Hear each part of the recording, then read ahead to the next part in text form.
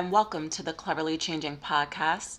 Our podcast is all about learning how to educate your kids.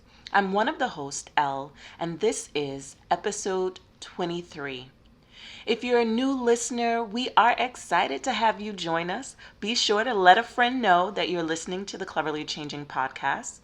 I am a mom, I'm an entrepreneur, and I have two twin girls. This podcast is not just for parents who homeschool their children, because I am a homeschool parent, but it is also for parents who want to supplement their child's education. Our goal is to provide you with encouragement, insight about African history, and support as a parent and home educator. New episodes are uploaded bi-weekly. Please remember to subscribe and share. And this podcast is available everywhere podcasts are played. So you can find us on Stitcher, TuneIn, Apple Podcasts, Google Podcasts, and a lot of different places. So be sure to tell a friend that you've been listening to the Cleverly Changing Podcast. Today's African proverb is, if you close your eyes to facts, you will learn through accidents.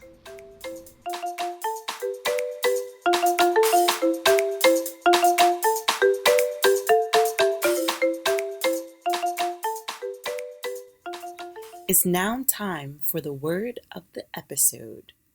Dun, dun.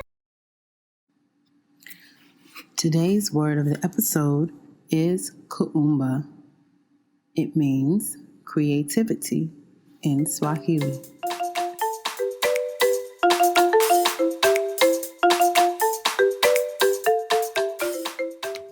All right. Welcome to another Cleverly Changing Podcast. We are excited today because for the grown folks section, we have a homeschool graduate talking to us today. His name is Sly Tha Deace, and so we're going to give you an opportunity to introduce yourself and tell us a little bit about your background. All right. Well, thank you so much for having me. Can you all see and hear me okay? Yes, sir. Excellent. Again, thank you both for having me. As you mentioned, I am a graduate of homeschool, which really means that my mom is the real MVP, right? If she put up with me all that time. So I have a huge love for it, a huge passion for it. I've definitely gone on to do some amazing things, but I don't know if I would have honestly been able to do them in the normal schooling track. So if we talk about that a little bit, I'm definitely more than willing to open that can of worms with you all and see where the conversation goes. I just finished writing a book recently, and I also have written a little ebook for creative guys, sort of unlocking some of that creativity that I know many members of our community have. So once again, it's so great to be here, and thank you all for the opportunity. Okay, thank you. So I am Elle. This is Miriam. So a little bit about our show is that we are a homeschool podcast, but it's not just for homeschoolers. It's for any parent who wants to supplement their child's education. And so with this interview, we want families to understand that there are benefits to homeschooling, but it's not the only way. Sure is. So as you share your story with us, we want to help empower parents so that they can empower their kids. The fact that you are an author, you are a creative person, you are a musician, you are a homeschool student is just a testament that parents, the way that they interact with their kids is so important, and it can help change their trajectory of their lives. And so our first question for you is, what are some of the greatest strengths that you learned while you were homeschooled?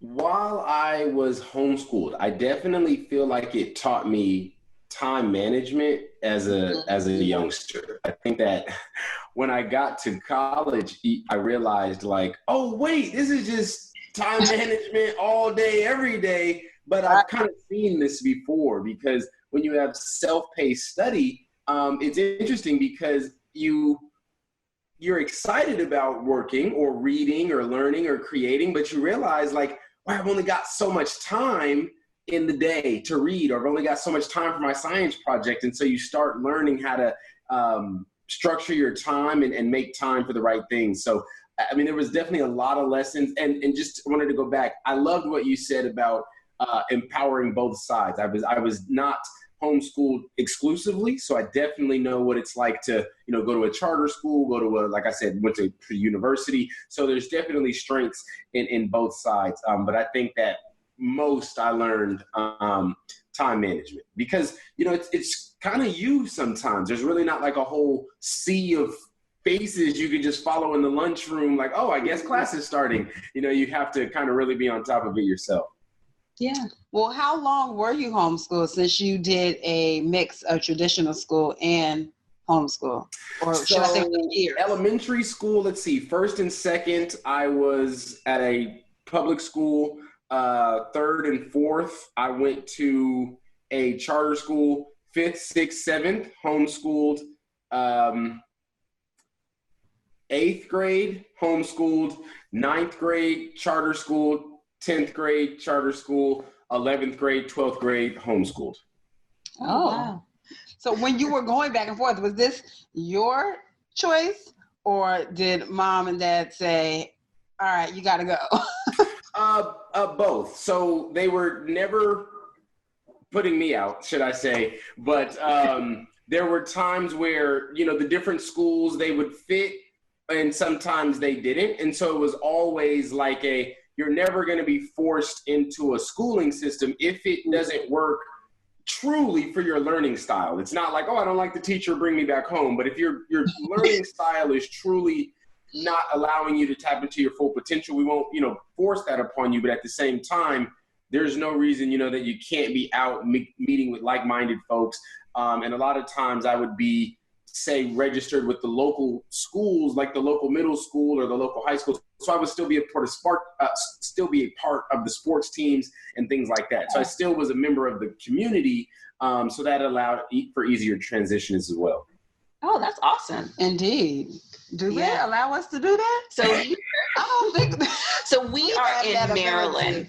For people who are listening all over the nation, we are in Maryland, and in Maryland, they don't currently allow for parents who homeschool to also keep their kids in traditional sports classes with the public school. They just don't allow that. Now, if you have a special relationship with a private school, that's something that you could probably work out, but not with the public school system. So that's what's a little different here. Go ahead and holler at your Boys and Girls Club, your local Y or something, and Shout out the Boys and Girls Club. Yep. So the people here, there's a lot of community centers that they have here, and they're usually connected with the schools. So we can sign up for community center programs, and our tax dollars help make those programs very affordable and very cheap. So that's how we get to supplement our kids' education. So it's not completely free like a public school sort of sports system, so you would pay to participate, and it's open to all different types of families, not just the ones in the public school. Yeah, they have actually pretty good programs. They do. Yeah, my youngest daughter is going to be starting ice skating this evening, and then I think next week or the week after, sewing for my oldest. So hey. Yeah. So we try to utilize them, but it's not quite the same as, public school. So it won't all be the same kids. It'll be based on where you live versus, what school you attend. Awesome. So our next question is, you sometimes refer to yourself on your site. I visited your site as a nerd. And I know that term, for some kids, it can be, a positive term in some families, but for some, it may be a term that they kind of shy away from. So in your position, you were definitely using it in a positive aspect. And so I want you to kind of describe why you feel like nerd. You've kind of redefined that word for yourself. And can you kind of share why you've done that? Well, to your point, I think that it's about the perception of the word. I think that I'm a huge comic book fan, right? And I mean, the Hulk, Bruce Banner is a serious geek. Like they're very, and I mean that in extremely intelligent and okay with that. I think that coming up where I came up and how I came up, it was very easy to have your clothing or your parents' vehicle be the source of pride, right? You're young. I got the new Dunks. You don't have the Dunks, or you're wearing Shaqs. You know, that was sort of how it was coming up. And so I got called Steve Urkel a lot, right? And I would just say like, yeah, but that guy's on TV, right? Like, who doesn't want to be somebody on primetime TV, you know? And so just trying to take every situation and make the most of it. And again, I can't say that I was always this seasoned adult before you now. So my mom was a huge, huge part of that, you know, and she would say things like that I'm saying to you now, right? Like, aren't some of your comic book heroes like really, really smart? And like, isn't that what makes them so cool? You know, or she would show me, you know, people in magazines and things like that. And she would, you know, express to me like, you know, this is the result of studying, or this is the result of being really smart. You know, look, you can have a Maserati or a Porsche if you want, you know, but that man's a lawyer, and you got to be really smart to be a lawyer. And so she would, you know, talk to me like that as a youth, and it really just gave me something to hold on to be honest. Again, as a young person, it's very easy to feel vulnerable and feel like, you know, where do I fit in? And I think that when you don't just find happiness and positivity in what you got, then you can kind of start chasing some things that aren't really you. And so it's important to never dim that light, I would say, because and I'm not in any way proposing that a bunch of kids go download a bunch of gangster movies, but I'm saying that, you know, how even in the street movies that they would glorify, Nino Brown wasn't no dummy. You know, you had to be very intelligent to make it to the top of whatever you're going to do. And so I just really want to hone in on that message and not shy away from it as well. I think that it's something that kind of gets tucked under the rug, or again, people, they are very intelligent, but then they express it as like, oh, well, now I'm well paid. Oh, well, now I'm well dressed. Now I'm, you know, taken care of in that kind of regard. And I really, really want to celebrate the people that are, you know, holding it down in the library. I love what you just said, though. Hold it down in the library. Yeah. You touched on something that I think a lot of homeschoolers often face, and that's, you know, awkwardness. Yeah. Because I think one thing that people who don't homeschool, they often are afraid of homeschooling because with homeschoolers, there's an awkwardness that's sometimes associated with it. Mm-hmm. And I love how you say your mom really taught you to embrace your differences. And that isn't always celebrated in a public school setting, because sometimes it can be, you know, I want everybody to kind of be different versions of each other, and that's what makes you popular, right? You know? And so I think by you owning that and celebrating yourself and, you know, your intelligence, yeah, you're right. People that are out there, you know, doing their business, they, you know, what some people would call hustlers. They're out there, they're doing their business, they're entrepreneurs. They have some business skills and business mind concepts that are in their mind that, you know, they didn't have to learn at Stanford. Right. It's not that hard. It's innate within them. It's an innate skill that they possess. Mm-hmm. And so, you know, to recognize that and say, hey, I recognize these are my skills, but I'm going to choose to do this versus I feel like I only have one option and I have to do this. Because a lot of times the people are very intelligent and they know that they're intelligent, but they feel like they don't have options. And so it sounds like your parents gave you the wherewithal that you have options. Yeah, it was definitely a blessing. And you touched on something that was, I think, very powerful when you spoke about trying to be different versions of ourselves or of the same person. And I realized young, I'm socially awkward. I tell people that now. I'm like, I'm so socially awkward. And they say like, you seem so gregarious. And I say, but you have to understand there's so many times when a conversation will come up and somebody will say, oh, Ghost died. And I'm like, who's Ghost? And they're like, you don't know who Ghost is? And all of a sudden you're not cool. I still deal with that to this day, but being able to just say, no, I don't. But I mean, he seems like a very exciting character. Tell me about him. That's not my thing. Roll with the punches and not tuck my tail and go, I don't have stars. And now I'm sad and crushed and broken. But I'm just saying that there's a lot of times when you realize, and this isn't a judgment, but I realize with homeschoolers and some of the folks that I met transitioning through school like I did, there is a lot of social thought, groupthink, where it's not really individual thought. It's like if you're not tuned into mainstream sports, you're kind of out of the club.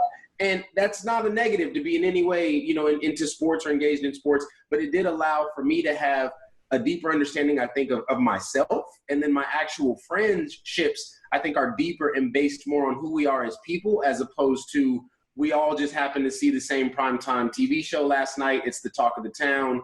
And our friendships kind of just grow that way. I think that it's allowed for some deeper and more meaningful relationships, in my opinion. Right. That makes perfect sense, because I guess jumping back to the whole nerd thing and embracing yourself and your intelligence and not being ashamed of it or trying to dumb down to make someone else feel comfortable or to make someone else want to be in your presence.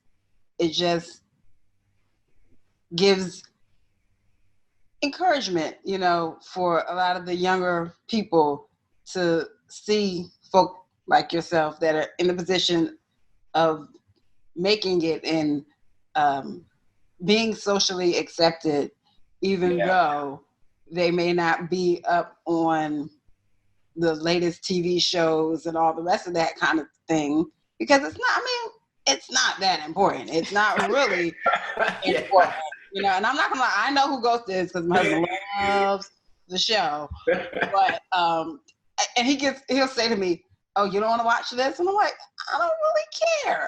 I know what's going on because you're watching it, but would I choose to watch it? No. I'd rather sit here and read this book." There you go. But and it all goes back to just being comfortable enough with yourself and your own likes and dislikes and embracing that and keeping it close, that no one can make you feel ashamed of exactly what it is that you enjoy, what you don't enjoy. And it doesn't make, you any less of a socialite or anything like that. No, not at all. Great question. I don't do it at all. But I love how you talk about being socially awkward, but it's not a bad thing. Like, you can be socially awkward and that can be okay because that's you. Mm-hmm. So being different, being unique is totally okay. And I think sometimes when people worry about their kid, that's what they're worried about. They're worried about their child not being accepted for who they are. Right. Because not embracing their differences. As a parent, may not have be comfortable to embrace their own individuality, and they're kind of pushing that on their children. I'm not saying that if you don't want to homeschool your children, that is your problem. Right. But I think for a lot of people who mention socially awkward. Yeah, their main dissent on homeschooling is, what about socialization? And what about being weird and all that kind of stuff? They're with their own weirdness, because everybody's weird in their own way. Let's be for real. There is no normal. Right. I've got a song called Earhole, and I say that same very thing. They say, that you weird, bro? I say, yes, I'm a certified weirdo. I'm probably somebody that you shouldn't be near, though, unless you're trying to let me inside of your ear hole. Because, if you're hanging around with me, this ain't going to be let's just talk about what you saw on TV last night. I might mess around and ask you something like, so what's your greatest fear, bud? We might end up having a real conversation, and so it's just about, again, owning that and taking that. And I really would say the weirdness and the awkwardness turns into creativity. It turns into vision. It turns into that time to really, really let your imagination blossom. And when you can see the adult side of it, not everybody, I don't want to say everybody, but a lot of people, they'll say, oh, wow, look at that guy, or look at these two hosts. They're doing it full time. That's so amazing. How did they ever? Well, it was years ago, seeds of self-confidence, seeds of the willingness to be alone with your own thoughts. And every time you're alone, it doesn't mean someone's ostracizing me. Or every time you make a decision to be at home studying, it doesn't mean, man, think of all the parties I didn't get invited to, right? So when you take ownership of it, then you can say, think of all the parties that I turned down tonight, right? Like, I have to read. I have something to do tonight. The Oscars are on tonight, and I'm not even watching them. You can have your own swag with it if you want. Right. Right. That is a perfect segue for our next question, which is, how did homeschooling nurture your creative process? So you just, did a little freestyle of your, you're a musician and you rap. So, how did you even recognize that you have that gift? Did you recognize it while you were homeschooling? Now, that's interesting. I actually started making music as a defense mechanism. I was overweight. I had glasses. I had asthma. And again, I wasn't in the socialization swing of everything. So I would just be the kid who pops up on the neighborhood team, pops up at the swim meet. Somehow he's at all the events, but we never see him in school. So there was sort of a weird, paradigm that I had as a kid in the community. And I would get made fun of a lot, teased, things like that, especially for my intelligence, right? And so once I started I really would sit and calculate jokes, because then they really messed up. And so I started trying to figure out how I could be wittier than, the next kid. And just being a little kid, it's easier to remember something if it rhymes. And so if you tell a rhyme on the schoolyard, it gets extra laughs, right? Which is extra points. And so that naturally, I think, just evolved into my young teen years as, battle rap. We would start, joshing on each other, playing the dozens with rhymes over the table, blah, blah, blah, blah, blah. And then it was like, wow, you're really good. And some of my teachers took interest. And so my first public performance was actually for the mayor. It was for Martin Luther King Day. And so we had a Martin Luther King Day rap.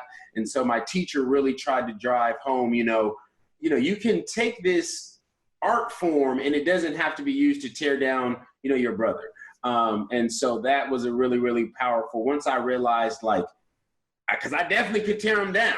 Once I realized wow, I can use this same power to build someone up, and they may not even notice, but I can plant some positive seeds in there. And then, like I said, my first performance, I was 14 and I was at a college university. So, that stage and that level was like, oh my God, it was just, it was a big deal. And I thought I definitely want to keep doing this. Awesome. It sounds like you're so wise, because you do a lot of deep thinking. Yeah. There's a depth of thought that you don't often find in people. And it sounds like, the fact that you were young and you were like, well, I don't have to tear down people. I can uplift them. That is just wisdom. There's really no other way to say it.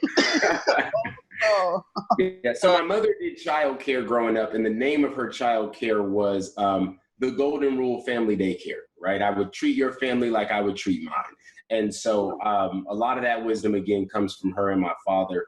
And I had experienced, unfortunately, what it's like to be torn down. So yes, I had built this little fortress for myself, but then I started to realize it wasn't just a shield. It was starting to become a sword. I was starting to now become the bully, and I knew full well I didn't enjoy those feelings, and I didn't want to share those feelings. I didn't want to be putting those feelings on others, especially because people think bullies are dumb. I couldn't have that.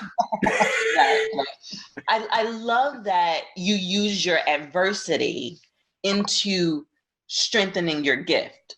I think just the dichotomy of those two things is just brilliant. It's but how many people understand that they possess that within themselves? Not too many people. Yeah, it takes a lot. I can't lie. I was telling just the other week about how we were in summer camp in grade school, and we was all joning on each other. And I said something really mean to this one young man. And I ain't gonna lie, it was mean. And I knew it was mean when I said it. But he was crying, and I kind of got reprimanded.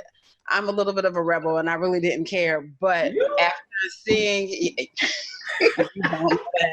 I have authority issues. So I did end up apologizing because I could see he was really, really hurt. Yeah. I felt bad and I realized in that incident, just how much power my voice and my words have. And I don't think I ever played, dozens and joning on anybody quite as hard as I did that day because I could see the ramifications. The effect. And I could tell he was really, I was like, I'm sorry. You hurt that boy. I did. And what I said was completely unnecessary. I'm not going to share. But,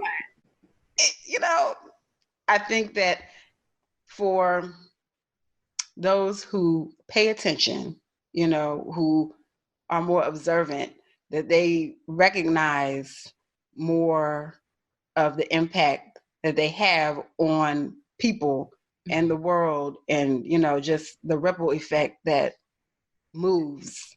Yes. Because it's real. A lot of people don't think that the whole energy concept is a real concept, but it is. It's so real. I mean, it's so real, it's surreal, as my friend would say. I like that. I like that too. So our next question is, what did you study when you were in college? Because you said you graduated 12th grade from homeschool. And I know a lot of homeschool parents, we've done 2 episodes on the transition from homeschool to college, because some people don't even see that as a possibility because you often don't get a diploma. But it sounds like, you took your knowledge and you were able to get into a traditional university. Can you kind of just share a little bit how that transition was for you and what you ended up studying? Yeah, so the way that we got around that, if anybody's interested, again, we use some very creative techniques. So I was already done with my coursework for 12th grade, and then second semester of 12th grade, literally just enough to say I signed up, I registered at like a local school and graduated. So I was able to get a prestigious high school in the area. I was able to show I had attended classes. I had to take, English and math, whatever the core classes, I had to take them again. But I just took college prep level. And so that entire time we were just preparing for the college entrance and things like that. So to answer your question, what did I study? So I originally studied psychology, and then I figured out that psychology with a paycheck is called marketing. So I transferred over to marketing. What did you say? I like that. See, deep thinker. Yes. I like it. Absolutely. So I did a dual major, marketing and management, with a focus on, with a minor in philosophy. Oh, interesting.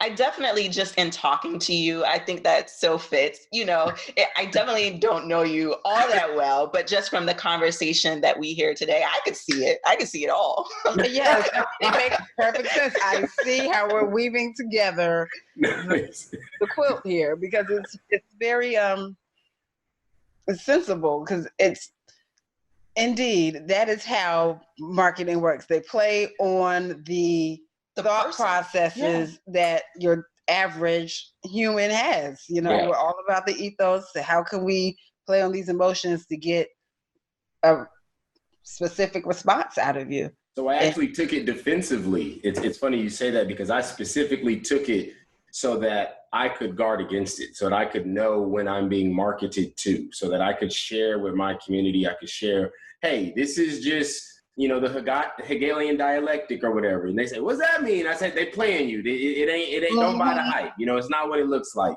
And so at the same time, it can empower me as well. I've learned public relations. I've learned how to put together professional media kits, and I've learned how to conduct myself in business areas and things like that. But my original cause was to be mindful and cautious. Because we got, as a community, we got a lot of dollars that seems to find its way out at an alarming rate. And so I wanted to kind of figure out how I could reverse engineer that and help the community. I think that's the I have had that happen though when I started taking the certain classes in college, and I was like, oh, but wait, say what?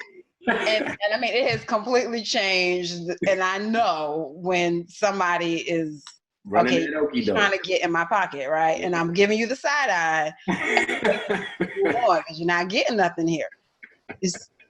And it's unfortunate for them that, I know, but at the same time, you gotta. But your children will greatly benefit from your knowledge and your wisdom. You gotta look out for yourself sometimes, because all the time. All the time. Yeah, 100% of the time. You gotta look out for yourself. Yeah. All the time, because far too often, folk in the community are not. They looking out for themselves too. And I mean, we all gotta live. We all gotta scratch a living, or not scratch, We all gotta make it. Right. Mm-hmm.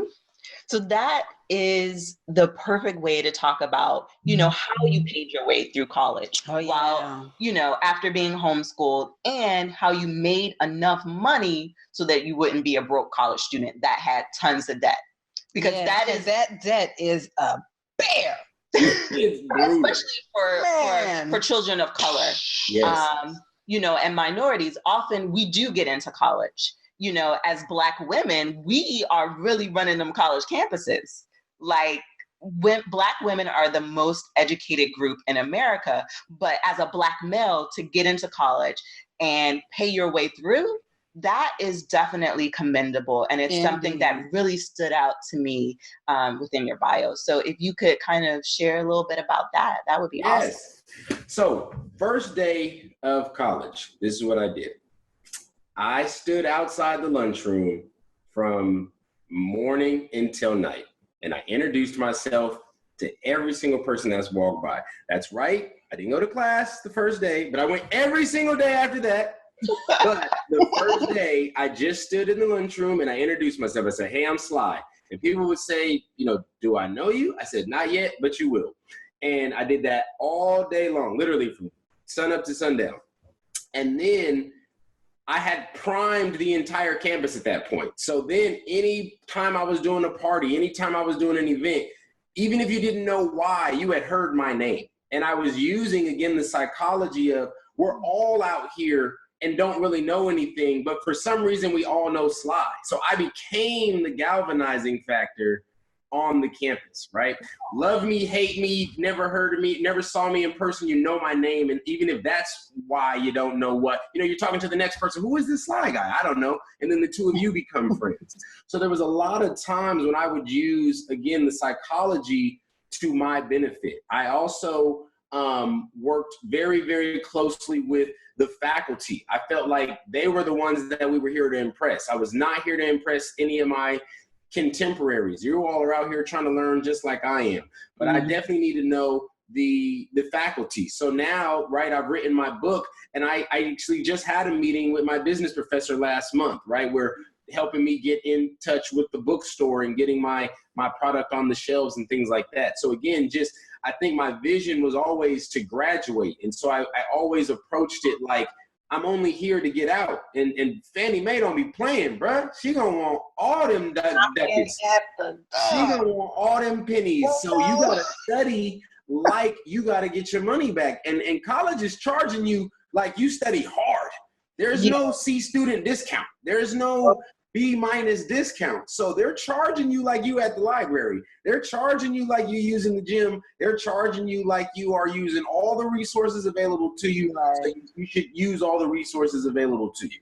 And that was my mindset and my mind state on the academic side of it. And then I worked tirelessly, again, with the psychology to make it look easy, right? I did not present myself as I'm always in the library. Nobody ever knows me. I tried to be very sociable, but in practical ways. So I was president of the Black Student Alliance. That put me in contact with a lot of what was going on. I was aware of the parties. I was aware of, who was kind of doing what on campus. I would kind of get the first calls and have my thumb on the pulse.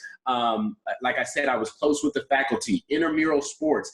I'm an announcer type. So I would be there and I would be talking, I would be involved with the team and things like that. I was a part of the marketing department for the college campus. So if you would come on the campus, you know, they would give you the welcome to blah, blah, blah university. And my face was on the sunglasses. You know, I'm the guy that makes the school look exciting. So I was just using things like that to be able to penetrate the market. So that way I could say to somebody, I really wouldn't even know them, but I would say like, you know me, I'm the guy on the sunglasses. And they would go, oh my God, you are, like, you're that guy. And so I wasn't nobody. I wasn't nobody, but I was marketing my behind off. And so that led to more and more opportunities, you know, working some jobs in the local area and things like that. And, you know, work study program. If anybody's definitely in school, you gotta get a hold of some work study program in your life. I did that. And I tried every time I could to get a shift in the library. I mean, that was a double paycheck. I'm getting paid to be in the library. Oh my goodness, you got to do that. You got to do that. That was smart, indeed. So those were some of the ways that I finagled my way through that. So I just want to bring out 3 tips that you just said that I think are key, that I wish I had known when I was in college. Indeed, because I'm so antisocial. I wish I would be standing out the door telling them, hey, y'all, I'm Miriam. No, it was like one day, just be as social as you could possibly imagine for one day, and you never had to do it again. Yeah. So I was just like, because to get your money's worth in college, you have to network. College is really about networking, getting to know people, because those are going to be the next leaders in businesses. Those are going to be the people who say, hey, I went to school with somebody that did X, Y, and Z. That, I think they would be a good person for that. And so to know that so young, phenomenal. And you said something else. It was, so the first thing was networking. The second thing was get to know your professors. Like, brilliant. Now that's important.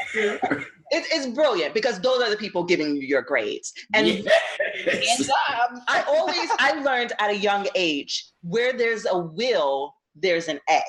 So what that simply means is you could be doing the work, you know, and you may not even be the best student, but if you show that you are all in, that you have great intentions, that you've been studying, that you're interested, where there's a will, there's an A. So you can your professor, your papers may not all be 100, but when they see that you put in all that effort, there's an A for effort. Like, I don't mean you're not doing everything. I mean, you're definitely putting in the work, but you're also getting something out of it. And people often reward people for that. And I'm not saying people just are handing out grades that you don't deserve, but you're showing that you deserve it because you're all in. And you've gotten to know them, because many professors are, you know, passionate about what they do. That's their field. And they want people to be interested too. Right. And they could be the most boring professor ever. But if you show that you're interested in them, they'll be like, they'll just be loving you and thinking you're awesome. So that is a tip that I don't know how you knew that, how you learned that, but that is golden. That is just simply golden. So being in your feelings about, I don't like that person, that's not the way to be in college. And so getting to know, it frankly just doesn't matter. I was just talking on a video the other day on the one of my creative energy stories, and I was saying that I don't want to compare prison to college, but they're institutions, and there's definitely folks that are in charge. I mean, they don't listen. All that rah-rah and that new jacket you just bought, don't let it. She got tenure, you don't, right? So she real OG with it. So you need to be figuring out how to get her to like you, because you're not hurting nobody but your pockets if you don't go to class or finish with an incomplete, or I didn't even do her paper. You're not hurting nobody but yourself, love. Right. And so once I learned that, and you touched on it perfectly, they're people. You know, if you came to class every day, you put together a lesson plan and folks are yawning in your face or going to sleep or texting. And, I thought about it just like a person. And I think homeschool really helped with that as well, because I got to see my educator as someone that I really know and love. Like this is a real person who day to day, they may have had to leave their own kids this morning to come in here and teach me, how am I responding? They've made a life choice to do this. Am I validating that decision, or am I making them regret their lives? And just that kind of stuff, chatting with them, asking them, how's your kid? Or, your kid plays soccer, right? Little stuff like that, it really takes off. And again, they're not giving away grades. There was nothing, underhanded happening, but you can foster some really good relationships. And then they can in turn say, hey, you should read this book, or, check this out. Here's a resource. And then that can help accelerate your learning. Mm-hmm. Oh, we could talk to you all day. So we have 2 more questions for you. Okay. One question is, you've already mentioned your book. Can you, like if you want to share something extra about it, but let people know how they can purchase it. We'll definitely leave a link in the show notes, but I want you to just let us know a little bit about the book and where people can purchase it. Excellent. So the book is called Millions Now and Later. Learn money now like millions won't. Earn money later like millions want. And so it's targeted for young adults, which in the book market is actually 13 to about 15. I know all the mothers in the room that ain't no young adult, but they're trying to get the information in so that they can ingest it and understand it by the time that they need it, right? And so it's very short, very easy to read. It's about 100 pages, 5 chapters. You say something like financial literacy, and you can literally watch the young eyes glaze over. So again, my message is, let's get money. That's a message that I think they hear all the time. It resonates. But the thing that makes it more positive is I'm not talking about just stacking money. I'm not talking about just acquiring it. I'm saying let's comprehend it. Let's really get money. Let's understand money. Let's leverage money, right? So that way we can run up a check, take care of our families, and so on and so forth. So they can, and you all as well, will get a free chapter if you go to millionsnowandlater.com. That's and spelled out, millionsnowandlater.com. They'll get the first chapter, which is MVP. That's the map, the vehicle, and the path. And I would say that's the crux of the book. I mean, you absolutely still want to get the entire book, but I'm not holding back. I'm not going to give you a fluff piece and then say you got to buy the whole thing to get some value. So in a nutshell, I'm talking about you've got to identify where you're actually trying to get, right? Get a map in your mind. Where are you actually trying to get to?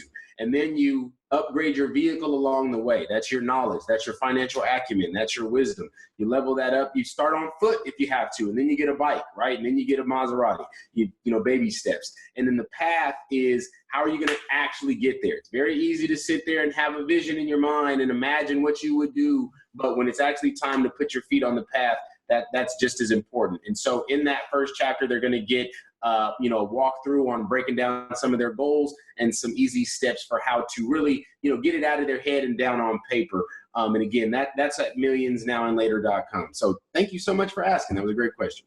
Oh, terrific. I'm sold by your elevator pitch for your book.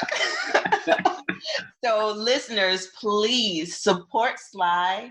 I think it's brilliant that you are sharing financial literacy with the younger generation, because they need it. The only thing that I kind of felt like my family should have provided me more wholesome tips on was finances. Yeah. I actually, if you visited my blog, I talk about how I paid off my student loans. Financial literacy is a big part of who I am and what I do. I'm able to be a stay-at-home mom and do the things I love because I know how to manage my money. And so the fact that, you are sharing that with a younger generation so they don't make the same mistakes that other people are making, to me it's an act of service, and it's brilliant. So I appreciate that. There's people waiting on them. You turn 18 and all of a sudden you're pre-approved for every credit card you never heard of, Oh, right. And they literally, they're waiting at your door to offer you financing and X, Y, and Z. And again, with college, I had some student loans, right? But with the understanding of, I'm using this specifically so that I'm going to run up this knowledge, and I'm going to have access to a job that's going to allow me to pay this back. So I never forgot. It's never free money. One of the chapters in my book is actually called Free Money. And then the next chapter is called You Thought. So I definitely am, again, just trying to prime them before it happens. It's not too deep. It's not a how-to. I specifically say that it's not a how-to. I'm not a guru. I'm not promising you if you read my book, you'll become a millionaire. That would be deceptive. It's just planting some seeds again to help with that trajectory, just getting you aware, hey, credit is not a bad word if you know how to leverage it. Debt doesn't have to be the swamp thing if you're aware of it ahead of time. It's once you're drowning in debt and you don't have any options, that money can become a very uncomfortable topic. So again, it's just for them to plant the seed to where when something happens, they can say, wait a minute, I've heard of this somewhere. I've seen this before. And that's exactly what I had in mind when I put it out. I love that you just mentioned that, because in certain communities, so many people are willing to take out a loan for a car, but they won't take out a loan for their education.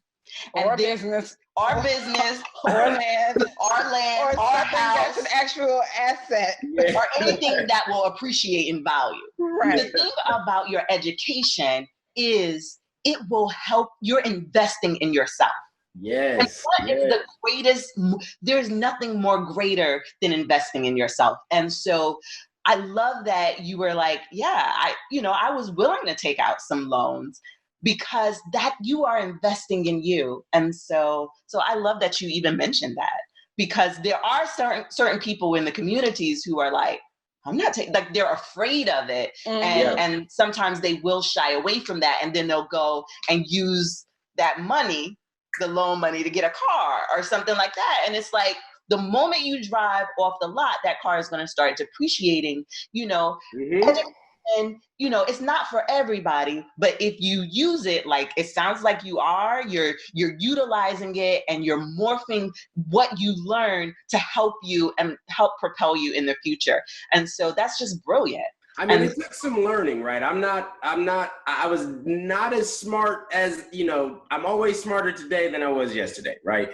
And so my first real indicator I had to get something together, which is, I'm sure we've all been there. I was broke, like big broke, right? I'm talking about wearing long sleeve track outfits in June, so y'all don't see how ashy I am because I can't even afford no lotion. I'm talking about broke.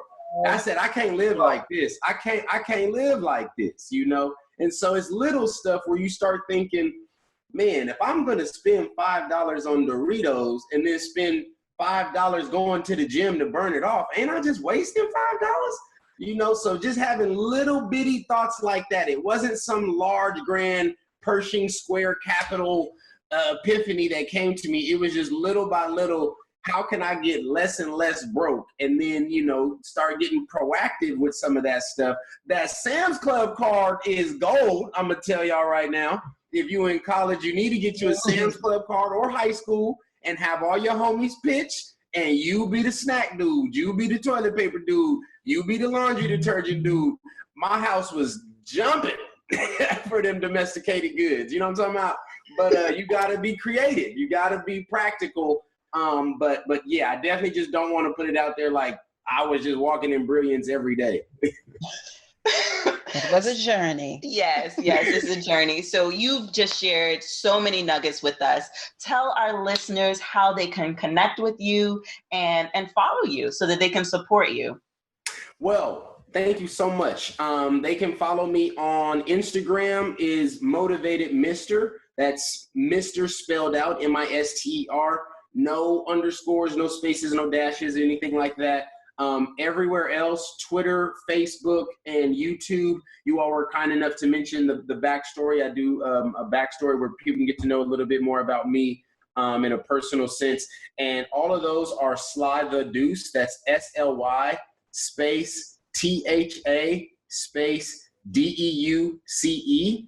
And a lot of times people ask, what's that mean? What's it about? I think it's a weird name if you don't quite understand what it means. So I'm the first generation to go to college. My dad is actually from Michigan, and he moved when he was 19. He moved away. He was living in an environment in an area. He didn't know where he was going. He didn't know what life had next, but he knew what he didn't want for his kids. And so he moved away and, married my mom, and then had me and my younger sisters. And so his name is Sylvester as well. And so when I say Sly Tha Deace, I mean that obviously I'm going in a different path than my dad. Because he's worked hard to give me some opportunities and things that he didn't have. But the same idea of I don't know necessarily what's ahead, but I'm going full force because the family that I don't even have yet is worth it. That's my entire message. That's my entire thesis, I guess is a good term for it. And so my name is Sly Tha Deace. I'm really just a double or a new and improved version of that same mindset and that same belief system. And so that's what the name means. And so again, you can find me easily online, SLY space THA space DEUCE. Awesome. We will leave Wonderful. all of that information in the show notes Yes. for everybody. And I love how you're paying homage to your dad and your family and building a legacy for yourself. So much success to you. Thank you. So I'm going to be sharing this episode as well with all of my fans and followers and things like that. So where else can they find you all? What platforms is this going to be made available on? Oh, well, we have the CleverlyChanging.com. Click on podcast. Yes. And you'll get into the podcast area. Okay. And there's also Cleverly Changing on Instagram and Facebook. Yes.